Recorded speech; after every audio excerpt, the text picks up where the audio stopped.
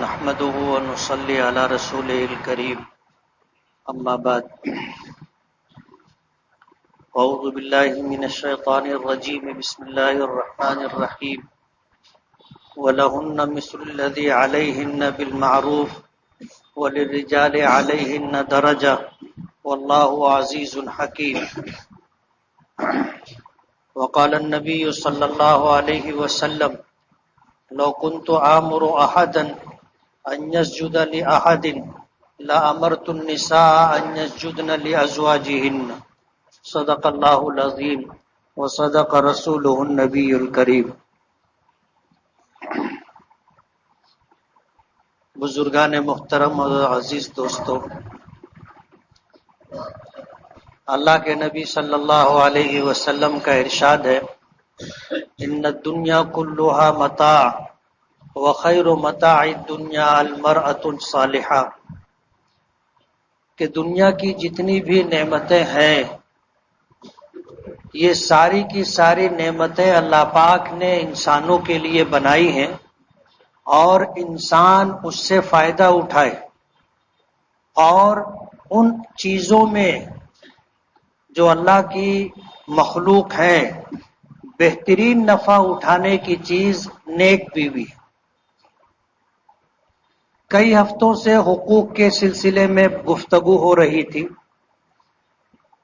کہ بہن کا اپنا ایک حق ہوتا ہے، ماں کا اپنا ایک حق ہوتا ہے، بیوی کا اپنا ایک حق ہوتا ہے۔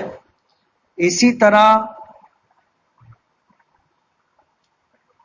جس طرح بیوی کا شوہر پر حق ہے، شوہر کا بیوی پر بھی حق ہے۔ قرآن کریم کی جو آیت میں نے پڑھی وَلَهُنَّ مِثْلُ الَّذِي عَلَيْهِنَّ، ان عورتوں کے لیے بھی اسی طرح کے حقوق ہیں مردوں پر جس طرح مردوں کے حقوق عورتوں پر ہیں۔ وَلِلرِّجَالِ عَلَيْهِنَّ دَرَجَةٌ، اور اللہ تعالیٰ نے مردوں کو عورتوں پر فضیلت بخشی ہے اور درجے کے اعتبار سے شوہر کے درجے کو بڑھا کر کے رکھا ہے۔ اللہ پاک نے مردوں کا حق ایک درجہ بڑھا کر کے جو رکھا ہے اس کی وجہ یہ ہے کہ مرد بیوی کے حقوق ادا کرنے میں مال خرچ کرتا ہے، مال کماتا ہے، مال کما کر کے بیوی پر خرچ کرتا ہے۔ شریعت میں کمانے کی ذمہ داری مرد کی ہے، عورتوں کی نہیں ہے۔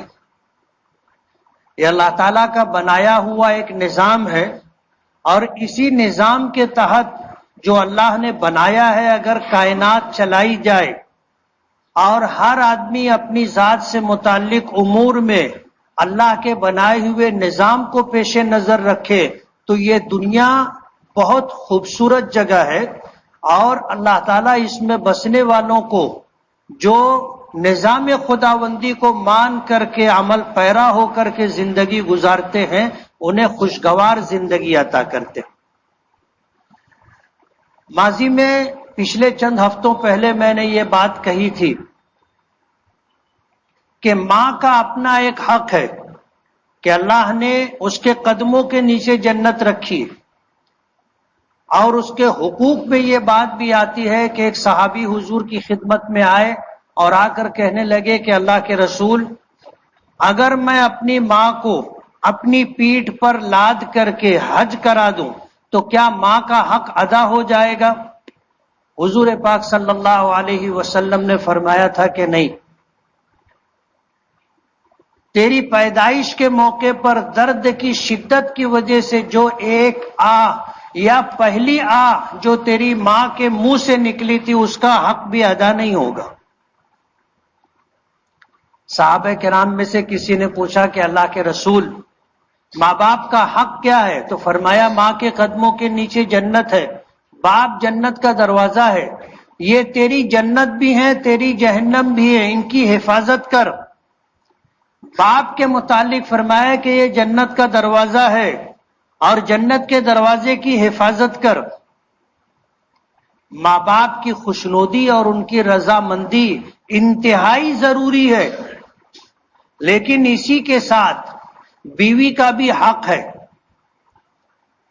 اور یہ ذمہ داری اللہ نے مردوں پر رکھی ہے کہ ماں کا حق بھی ادا کرے، بیوی کا حق بھی ادا کرے۔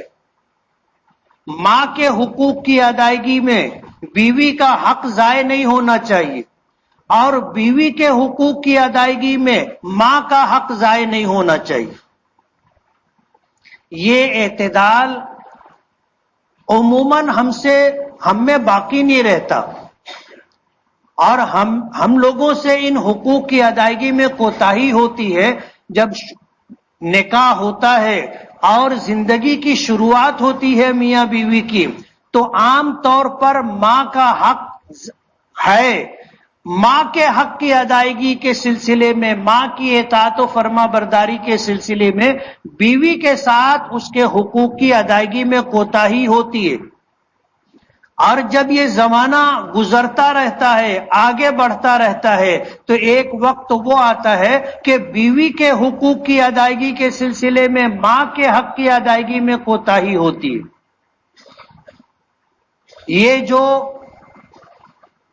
ماں اور بیوی کے حقوق کی ادائیگی کے سلسلے میں کوتاہی ہوتی ہے کہ کبھی بیوی کا حق ضائع ہوتا ہے، کبھی ماں کا حق ضائع ہوتا ہے، یہ مرد کی ذمہ داری ہے کہ اس بات کو سمجھ کر کے اور اس انداز میں زندگی گزارے کہ زندگی نکاح کے بعد ابتدائی مراحل میں ہو یا انتہائی مراحل میں ہو، ماں کا حق اور بیوی کا حق یکساں طور پر ادا کرتے رہنا چاہیے۔ بیوی کے حقوق کے سلسلے میں کچھ باتیں ذکر کی تھی، تو کہ بیوی کے حقوق پہ تو کچھ مالی حق ہوتا ہے، جیسے مہر ہے، یہ بیوی کا مالی حق ہے۔ اور ہم لوگوں کے ہاں مہر جو متعین کیا جاتا ہے بہت معمولی مہر رکھا جاتا ہے۔ ماضی میں تو یہ تھا کہ مالیگاؤں میں مہر نقد دیا ہی نہیں جاتا تھا، ادھار مہر ہوتا تھا، اور شوہر کا جب بڑھاپے میں انتقال ہوتا تھا تو پھر بیوہ بوڑھی عورت کو لا کر کے شوہر کے جنازے کے پاس سرہانے بٹھا کر مہر معاف کروایا جاتا تھا۔ یہ مالیگاؤں میں عام چلن تھا۔ شوہر کے انتقال کے بعد جنازہ اٹھانے سے پہلے اس بیوہ بوڑھی خاتون کو لاتے تھے، وہ اپنے چہرے پر دوپٹہ سرکا کر کے گھونگھٹ نکال کر کے وہاں آ کے بیٹھتی تھی اور مہر معاف کرتی تھی، اس کے بعد جنازہ اٹھایا جاتا تھا۔ اب تبدیلی آئی، اب الحمدللہ کوئی نکاح نقد مہر کے بغیر نہیں ہوتا، اور مہر ہمارے یہاں بہت معمولی رکھا جاتا ہے۔ یہ مہر ملک بزا کا عوض ہے۔ عورت کے جسم سے جو فائدہ مرد حاصل کرتا ہے اس نفع کا عوض یا اس فائدہ اٹھانے کا عوض مہر ہے۔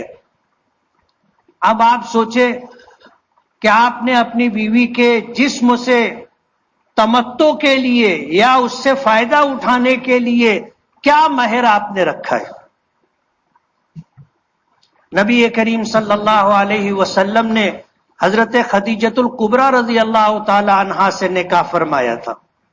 یہ نکاح نبوت ملنے سے پہلے ہوا تھا۔ حضور کی عمر مبارک 25 سال تھی، حضرت خدیجۃ الکبریٰ کی عمر 40 سال تھی، اور ایک روایت کے مطابق 28 سال تھی۔ مشہور روایت 40 سال کی ہے۔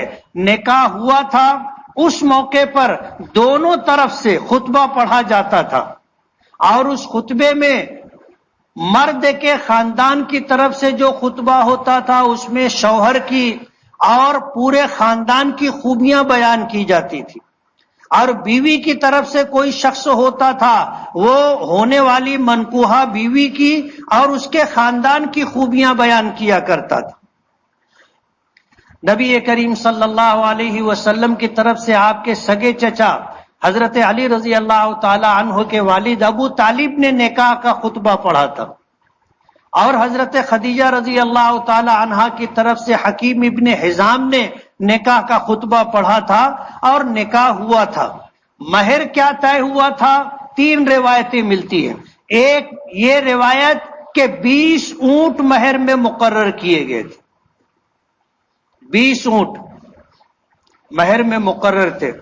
دوسری روایت ملتی ہے 400 دینار مہر مقرر ہوا تھا، 400 اشرفیاں. اور تیسری روایت ملتی ہے 500 درہم مہر مقرر ہوا تھا. آپ تینوں روایتوں میں سے کوئی بھی روایت لے لے، مہر کی مقدار اچھی خاصی تھی. 500 درہم حضرت خدیجہ رضی اللہ تعالی عنہا کے علاوہ حضور کی تمام بیویوں کا مہر حضرت خدیجہ اور حضرت ام حبیبہ رضی اللہ تعالی عنہا کو چھوڑ کر کے سب کا مہر 500 درہم تھا. اور حضور کی 4 بیٹیوں کا نکاح ہوا تو حضور نے مہر مقرر کیا تھا 500 درہم. حضرت ام حبیبہ رضی اللہ تعالی عنہا کا مہر 400 دینار تھے اشرفیاں، اور حضرت خدیجہ رضی اللہ تعالی عنہا کا مہر بھی ایک روایت کے مطابق 400 اشرفیاں تھی. آپ اشرفیاں جانے تو وہ سونے کا سکہ ہوتا ہے، اور ایک اشرفی عموماً 1 تولہ سونے کے برابر ہوتی ہے، 10 گرام سونا. 400 اشرفیوں کا وزن کتنا ہوگا آپ نماز کے بعد حساب کر لینا، اور مارکیٹ کے حساب سے اس کی مالیت نکال لینا کہ 400 تولے سونے کی کیا قیمت ہوتی. 500 درہم چاندی کا سکہ ہوتا ہے، اور 1 درہم کا وزن 3.5 ماشے سے زیادہ ہوتا ہے. 500 درہم کا وزن ہوتا ہے 1 کلو 633 گرام چاندی. حضور نے جو مہر اپنی بیویوں کو دیا تھا اس میں یہ سب سے کم مہر ہے 500 درہم.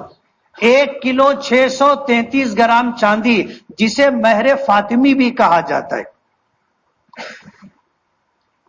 آج 1.5 پونے 2 کلو 1 کلو 633 گرام چاندی کی کیا قیمت ہے آپ مارکیٹ میں دیکھو گے تو تقریباً 1 لاکھ روپیہ ہوتی ہے. آج اتنی بڑی مسجد میں جتنے لوگ ہیں بڑی عمروں کے عموماً سبھی شادی شدہ ہوں گے. کس نے اپنی بیوی کو اتنا مہر دیا؟ کسی نے بھی اتنا مہر نہیں دیا ہوگا. حالانکہ دینا چاہیں تو ہم میں سینکڑوں ایسے لوگ ہوں گے جو 1 کلو 633 گرام چاندی لگ بھگ 1 لاکھ روپیہ بہت سارے لوگ دے سکتے، اس سے زیادہ بھی دے سکتے ہیں. یہ حیثیت اللہ نے عطا کی ہے. لیکن ہمارے یہاں بیوی کے حقوق کی ادائیگی میں سب سے پہلی کوتاہی جہاں سے شروع ہوتی ہے وہ نکاح کے موقع پر مہر مقرر کرنے کے سلسلے میں. آج جو مہر ہوتا ہے آپ دیکھ لو، 3,500 4,000 5,000، اور کسی نے بہت اچھا مہر دیا تو 11,000. یعنی میں بہت اچھا بتا رہا ہوں کہ بہت اچھا مہر دیا تو 11,000. میں تو پورے شہر میں نکاح پڑھاتا ہوں، مختلف مساجد میں مختلف نکاح کے موقع پر نکاح پڑھانے کا موقع ملتا ہے، تو میں نے دیکھا ہے لوگ کتنا مہر دیتے. ہمارے یہاں مہر دینے میں پہلی کوتاہی جو ہوتی ہے وہ یہ کہ ہم بہت معمولی مہر دیتے. نبی کریم صلی اللہ علیہ وسلم، پیچھے میں نے ایک بات ذکر کی تھی کہ حضرت علی حضرت فاطمہ رضی اللہ تعالی عنہا کا نکاح ہوا تو حضرت علی کی مالی حیثیت یہ تھی کہ نہ گھر تھا نہ اسباب خانہ، کچھ نہیں تھا. ایک رہائش کے لیے کچے مکان کا انتظام کیا گیا تھا، اور اسی میں حضرت علی کی زرہ بیچ کر کے، جسے حضرت عثمان غنی رضی اللہ تعالی عنہ نے اچھی قیمت دے کر کے خریدا تھا، نیلامی ہوئی تھی. اور ان کے پیش نظر بات یہ تھی کہ علی اور فاطمہ کا گھر بسانا ہے. تو حضرت عثمان غنی نے ایک بڑی بولی خود سے بولی تھی اور اتنا پیسہ دیا گیا تھا. حضور نے حضرت ابو بکر صدیق کو وہ رقم دی اور کہا کہ علی اور فاطمہ کے لیے اسباب خانہ آپ خرید لیں. تو انہوں نے چمڑے کا ایک بستر خریدا تھا، ایک مشکیزہ پانی کے لیے خریدا تھا، ایک چکی خریدی تھی اور گھر کے کچھ سامان خریدے تھے. لوگ کہتے حضور نے اپنی بیٹی فاطمہ کو جہیز دیا تھا. بالکل بے بنیاد اور غلط بات ہے. یہ حضرت علی رضی اللہ تعالی عنہ کی ایک طرح سے توہین ہے. اس طرح کا جملہ کہنے سے پہلے سوچنا چاہیے. دو خرابیاں ہیں. ایک تو حضرت علی رضی اللہ تعالی عنہ کی توہین ہے کہ ان کا گھر بسانے کے لیے حضور نے مہر دیا تھا اور جہیز دیا تھا. بالکل غلط بات ہے. حضرت علی کی زرہ بیچی گئی تھی اور حضرت عثمان غنی نے اچھی قیمت دے کر کے خریدی تھی، اس سے حضرت علی کے گھر کے اسباب خریدے گئے تھے. دوسری خرابی اس میں یہ ہے کہ حضور پر الزام یہ ہے کہ 4 بیٹیوں کا نکاح کیا، فاطمہ کو جہیز دیا، باقی 3 بیٹیوں کو جہیز نہیں دیا تھا. تو یہ حضور کے اوپر الزام ہے کہ حضور نے اپنی بیٹیوں کے ساتھ ناانصافی کی تھی کہ 3 بیٹیوں کو کچھ نہیں دیا اور 1 بیٹی کو دیا. یہ حالت تھی حضرت علی کی. لیکن مہر 500 درہم مقرر تھا اور ظاہر بات ہے حضرت علی یہ پورا مہر نقد نہیں دے سکتے تھے. تو حضور نے فرمایا تھا کہ تمہارے پاس جو معمولی سے معمولی کچھ مالیت کی چیز ہو وہ لاؤ اور نقد مہر کے طور پر کچھ حصے کی ادائیگی کرو. 500 درہم پورے مہر نہیں دے سکے تھے.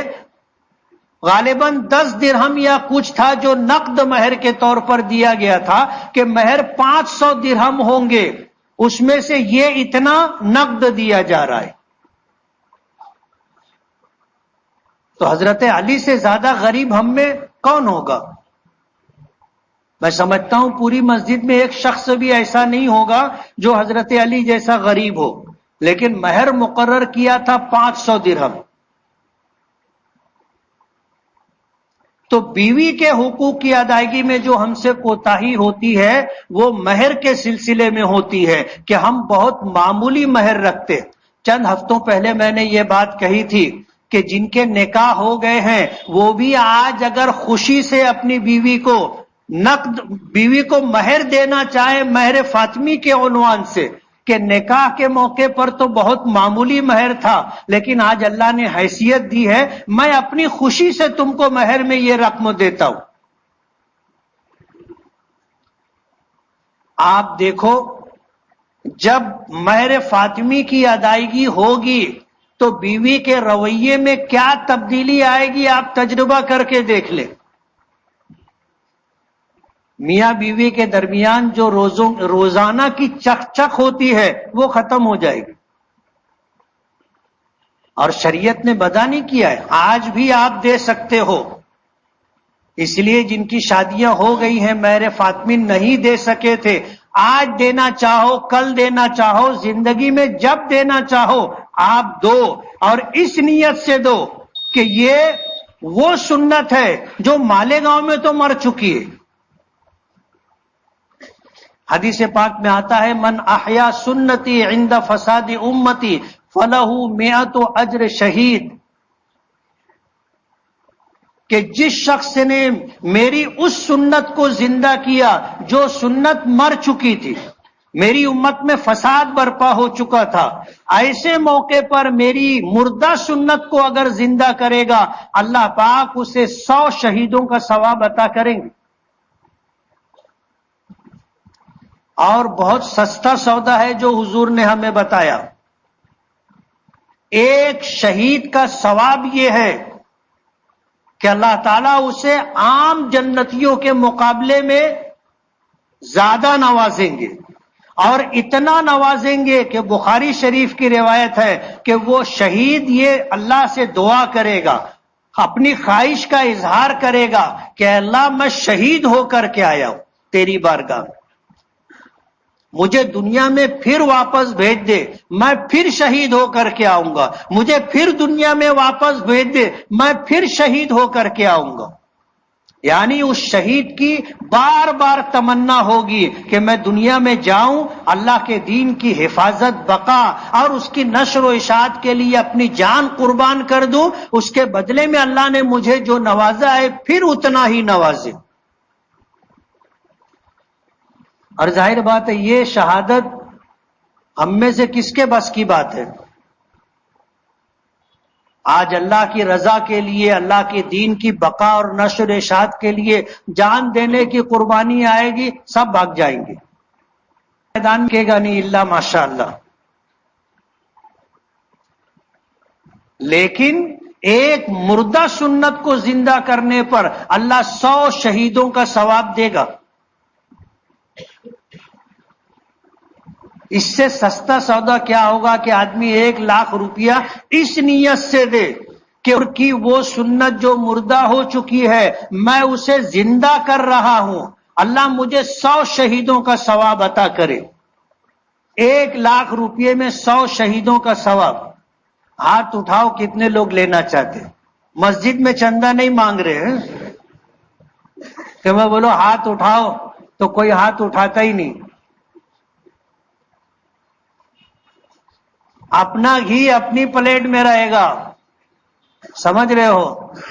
کہیں باہر جانے والا نہیں ہے۔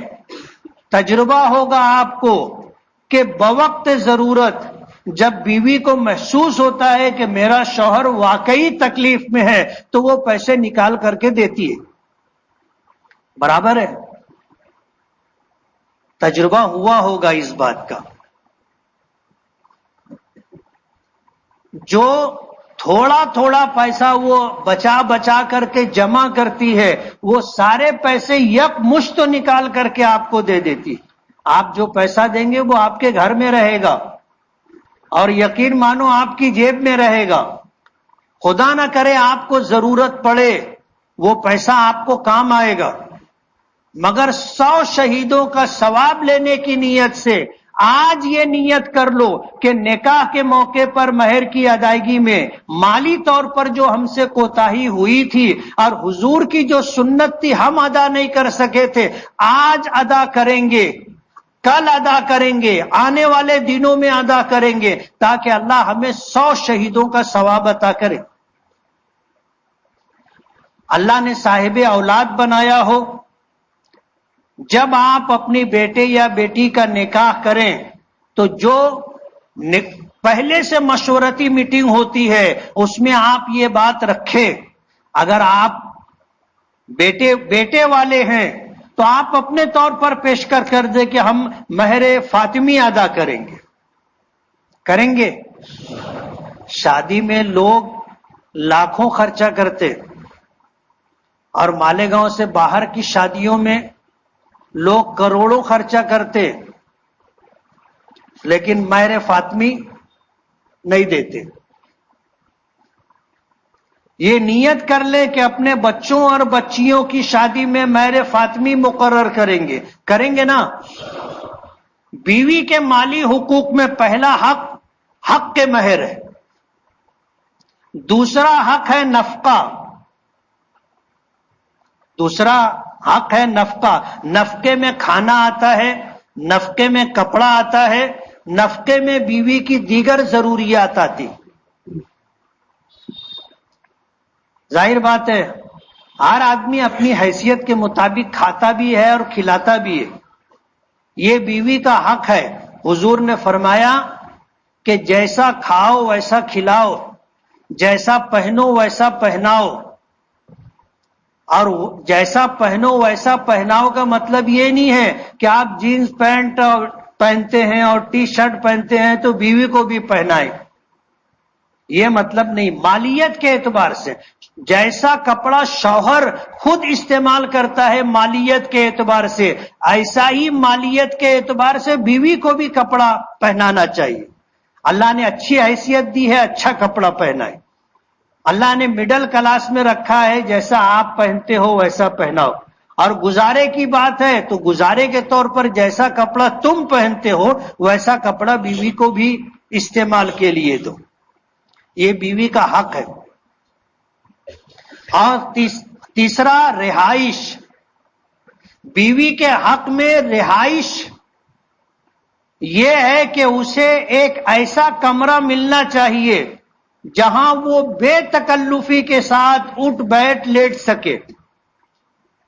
ایسا ایک کمرہ اس کو دینا اس کا حق ہے. ہم سے اس میں بھی کوتاہی ہوتی ہے. جن کو اللہ نے اچھا گھر دیا ہے، خوشحالی دی ہے، ان کی بات الگ ہے، ورنہ عام طور پر ہوتا ایسا ہے کہ ایک کمرہ ہوتا ہے، سب کے استعمال میں ہوتا ہے. بیوی جب چاہے اپنی مرضی سے لیٹ لے، اپنی مرضی سے آرام کر لے، بے تکلفی کے ساتھ اٹھے بیٹھے، یہ موقع نہیں ملتا. رہائش بیوی کا حق ہے.